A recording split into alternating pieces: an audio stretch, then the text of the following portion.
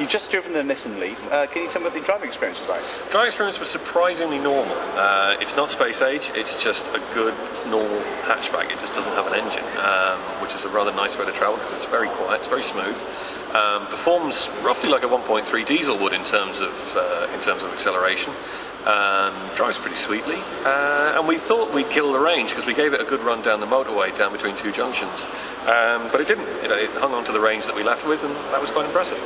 The most remarkable thing about it is it's kind of so unremarkable. You sit in, there's two pedals, you go and you stop, and that's I think the genius of it is getting all that technology and making it that simple and that easy to use. I mean, that's what excites me about it. Well, the initial impression is this has been a car that's designed purposely for purely electric driving.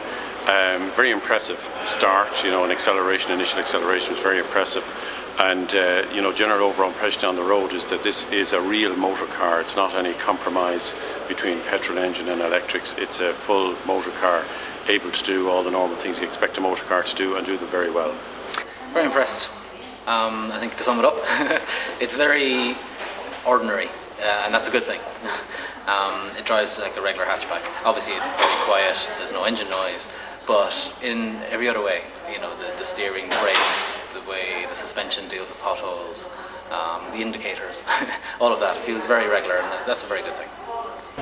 Well, I suppose one of the things that completely surprised me about the car is how normal it was to drive. A lot of people do have an image of electric vehicles as they have the image of the milk float or something like that. Well, you can dispel all those images with the LEAF because in all honesty it drives so incredibly normally.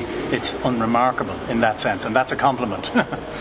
Much more impressive than I expected it to be. I think there's two things that strike me about the LEAF. Number one is it looks like a normal car, and I think that's one of its great attractions. Number two, it drives like a normal car with a bit extra. I think a lot of people will be impressed with the fact that it's automatic.